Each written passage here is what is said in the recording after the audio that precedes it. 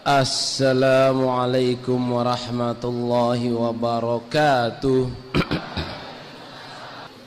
Saudara, kita bayangkan orang di dalam kubur 5 menit itu bisa seperti setahun, bisa seperti 2 tahun rasanya. Kita semua akan dikubur. Zurul kubur fa innahu tudzakirukum lil maut. Ziarahlah kubur, kamu itu untuk mengingatkan kamu akan mati. Kita ini pasti mati, saudara. Ya, saya tadi tidak menakut-nakuti, cuman menjalankan cuman menjalankan tugas basyiron wa nadhiron. Ngerti nggih? Menakut-nakuti apa enggak berarti itu, saudara jemaah? Ya menakut-nakuti. Artinya kita ini, saudara jamaah, bakal mati. Nggih napa nggih? Kapan itu, saudara jamaah? Kapan kita bakal mati? Sewaktu-waktu. Allah meminta falaqtahamal aqabah. Surat apa itu? Falaqtahamal aqabah fakku raqabah au it'amu fi yaumin dzi masghabah. Surat apa? Al-Balad. Falaqtahamal aqabah. Kita harus punya sesuatu yang besar dalam hidup ini. Maksudnya gini ya, setiap manusia harus punya sesuatu yang bisa diandalkan, amalan andalan.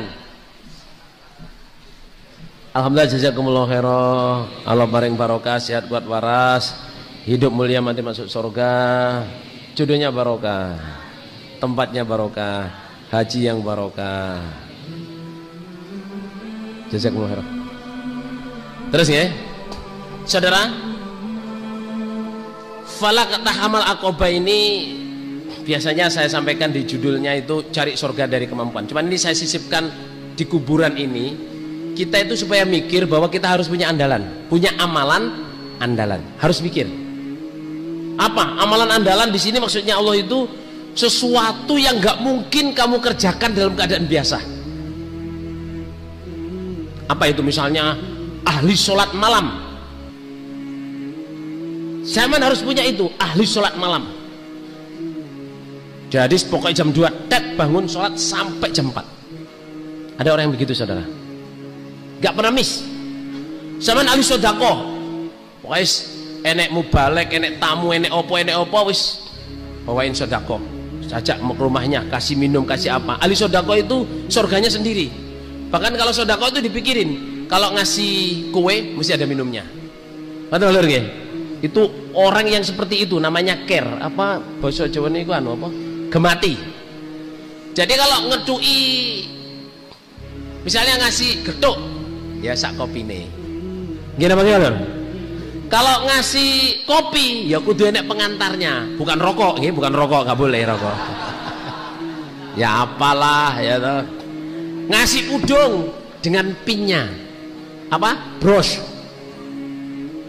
Jadi orang yang seperti itu sejamaah berarti mikir terus. Nanti saya terangkan insyaallah habis Isya. Tapi setiap manusia harus punya suatu amalan yang andalan. Contoh lagi, khatam Quran. Kali-kali ini saya ceritakan, saya punya kawan akrab, saudara jamaah, sampai sekarang setiap 3 hari 4 hari khatam Quran.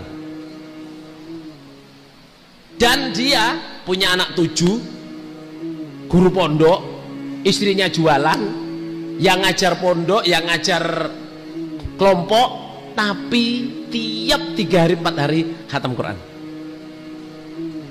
Dia bangun malam itu baca 2 juz 3 juz. Kan berarti sudah harinya sudah, misalnya tadi malam, ini hari Minggu kan, berarti tadi malam itu berarti sudah Minggu. Jadi Minggu itu sudah baca 2 juz 3 juz. Sebelum subuh dia nunggu subuh itu 1 juz. Setelah sholat malam menunggu subuh 1 juz. Habis sholat subuh zikir apa-apa, kalau dia nggak ngajar dia baca Quran lagi 2 juz 3 juz, 2 juzan, pokoknya nggak sampai 3, 2 juz. Habis itu nanti kalau ngajar, nanti setelah ngajar nunggu apa terbit itu baca 1 juz 2 juz. Pokoknya sehari itu 10 juz ringan. Nunggu asar, nunggu zuhur, setelah asar mau tidur itu baca Quran. Habis asar baca Quran, ngawasin amal soleh, baca Quran. Jadi 10 juz itu bagi dia, saya tanya, kok bisa kamu? Ringan, Cak. Saya sudah biasa. Saya ingin beramal sesuatu yang besar. Ya kalau anaknya 7 saya lihat dia itu ya nggak punya pembantu ya, nyebokin apa di Indonesia saudara ya. Apa masak istrinya punya warung gede gitu, dia juga masak, belanja. Tapi setiap 3 hari 4 hari khatam Quran. Sampean berapa hari sekali khatam Quran saudara? Hah?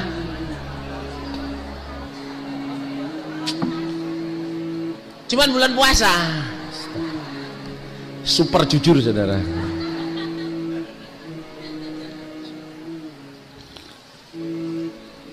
Usahalah menjadi orang yang ahli Quran atau ahli sholat.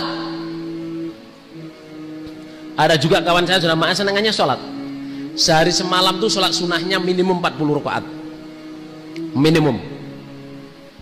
Dan ini ringan sebenarnya, malam dia kerjain berapa? 11 rakaat. Malam itu. Terus duha dia tulis apa, dia kerjain 12 rakaat. Bukan yang 4, bukan yang 6, bukan yang 8, bukan yang 8, tapi dia langsung 12. Jadi kadang itu 4-4-4 atau 2-2-2-2. Sebelum duhur 4 rakaat, setelah duhur 4 rakaat. Sudah berapa itu saudara? Sebelum asar kan 4 rakaat. Siapa yang menjaga sebelum duhur setelah duhur 4 rakaat diharamkan masuk neraka. Kan ada dalilnya itu di surat An-Nafil. Sebelum asar 4 rakaat. Sebelum maghrib 2 rakaat. Setelah maghrib berapa? 6 rakaat. Sebelum 6 rakaat. Sebelum isya 2 rakaat. Setelah isya 2 rakaat. Udah 40 lebih. Dan dia kerjain rutin. Tapi ya memang agak susah saudara, karena kan ya kehidupan ini kadang-kadang maksa harus kerja harus ini, tapi dia sempatin. Falaqot tahamal aqobah. Saudara, kalau kita sudah mati dikubur itu saudara urusannya panjang. Nabi itu sampai memerintahkan ta'awwadhu min adzabi jahannam wa adzabil qabr. Kamu betul-betul harus minta perlindungan dari siksa jahanam dan siksa kubur. Karena kalau orang sudah disiksa kubur, setelahnya itu sulit, lebih sulit neraka. Apa yang sekarang yang menyebabkan siksa kubur saudara? Apa? Tidak bisa menjaga najis, terus ngerasani, terus tidak bisa menjaga najis. Yang utama itu adu domba. Tidak bisa menjaga najis, adu domba, ngerasani, menganggurkan diri di waktu siang, kerja doang, malamnya tidur terus, itu juga siksa kubur.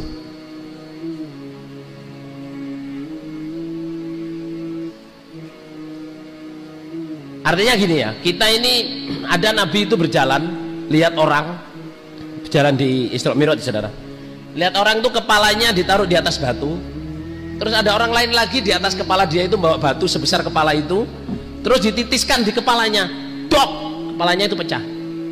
Terus batunya kan gelundung, ya dengan tenangnya dia ngambil batu itu lagi. Lah orang yang kepalanya gini tuh teriak-teriak nangis, terus kepalanya utuh lagi. Terus dia teriak-teriak tuh supaya nggak bisa apa, supaya nggak ke batu lagi, tapi dia mapan lagi. Dan dia tahu ada yang mau mecah kepalanya, dia teriak-teriak itu sepanjang di dalam kubur berapa ribu tahun saudara. Ditanya oleh Nabi, lah ya orang kok ya melas kayak gitu, ini apa toh siksanya kok berat sekali? Dia ini orang yang siang harinya bekerja, tok tidurnya malamnya tidur terus. Orang iman ini nggak bahas orang kafir nggak dibahas saudara. Sampean loh, pagi kerja, wes, boleh tek TV, mangan, koran, SMS, tidur plek, ngorok, bangun lagi, gitu lagi. Sampean itu diancam siksa saudara. Sampean itu orang iman. Berangkat kerja, bacalah istighfar, zikir. Gimana lur?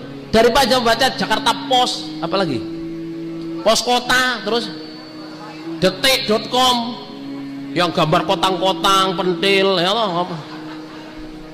Astagfirullahaladzim. Kita ini kan orang jamaah itu nggak koreksi diri. Yang dipajak Quran nggak dipegang. Berangkat kerja ngobrol, pulang kerja ada waktu telepon ngomong sama orang, gedabru sana sini. Habis itu capek di rumah, waktunya gak sambung, kalau nggak TV, tidur, ngobrol. Itu diancam siksa sama saudara, kepalanya taruh di atas batu, ditutup batu. Apa yang menyebabkan orang selamat dari siksa kubur? Apa? Meninggal pada hari Jumat. Yang pertama, itu kita tidak bisa menentukan, soalnya kita nggak tahu kapan kita mati. Gimana, Lur? Terus orang yang menghafalkan surat Al-Mulk dan membacanya, itu selamat dari siksa kubur. Saudara, siapa yang sudah hafal surat Al-Mulk? Siapa yang belum hafal surat Al-Mulk? Loh, yang ngacung sedikit, berarti hafal semua ini, saudara. Sampean kalau hafal insya Allah lancar. Orang baca paling lambat itu 20 menit. Membacanya sudah ngejar-ngejar. Saudara, sampean spend waktu 20 menit ya. Tapi sampean selamat dari siksa kubur. Kira-kira enak apa enggak, saudara? Kira-kira kurup apa enggak? Kurup apa enggak? Kurup. Saudara, ayo kita kembali kepada syariah, kepada ibadah, kepada hakikinya kita hidup ini. Kita ini pengen masuk surga, selamat di neraka. Gimana, Lur? Kita ini usaha supaya kembali ke rumah kita semula, surga. Terus kelakuan kita harus cocok. Kelakuan kita harus cocok. Sempatkan Al-Mulk ini sejamaah. Jangan hanya hafal dan dibaca. Bagi yang belum hafal, sampean usaha membaca tiap hari. Sampean membaca tiap hari. Kalau pengen ngapalin, mudah sekali. Ya, beritahu triknya. Setiap hari sampean baca setiap ayat minimum 20 kali. Minimum. Jangan ngapalin dulu. Jadi baca 20 kali, baca 20 kali, baca 20 kali, baca 20 kali sampai sak lembar. Habis itu sampean baca.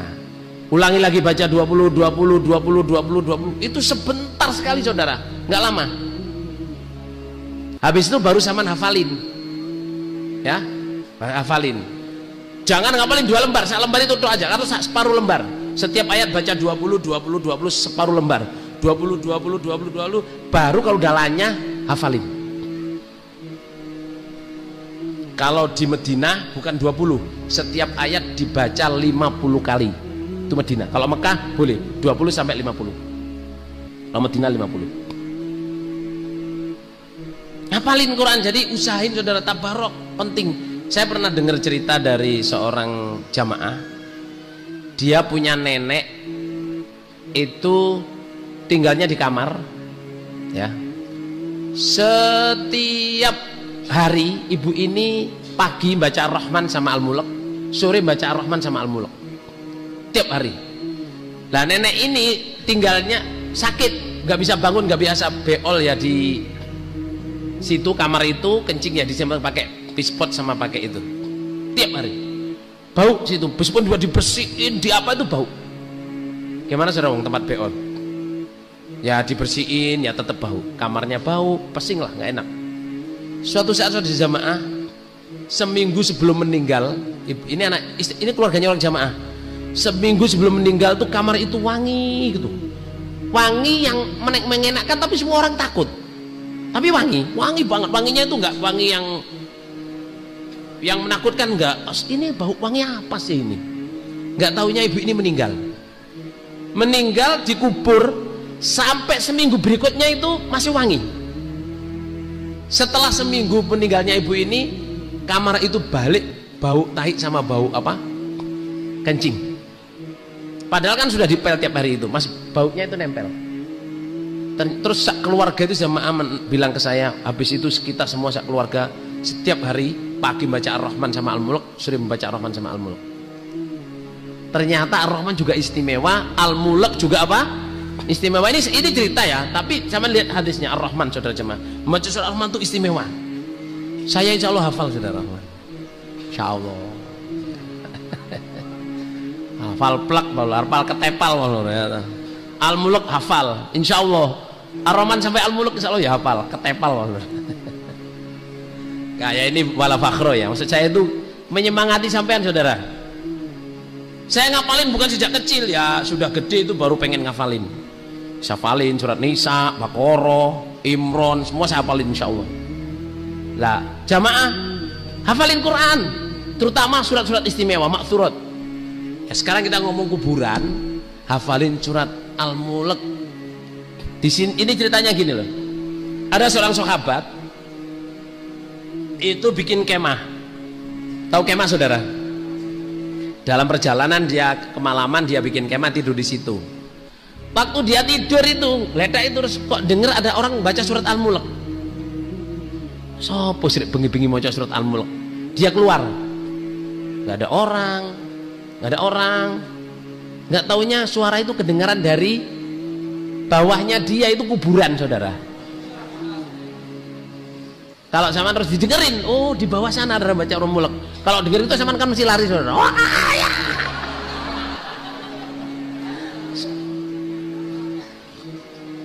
Sahabat itu dengerin sampai hatam, saudara. Ya tetap tidur di situ. Siapain sih gak ada orang baca surat Al-Mulk di bawah? Terus cerita ke Nabi ini saya bikin kemah, saya nggak tahu kalau bawah itu kuburan. Terus nggak ada orang baca surat Al-Mulk, Nabi. Apa itu istimewanya? Surat Al-Mulk itu siapa yang menjaganya, hafal dan membaca. Man hafidhoha ini maknanya banyak.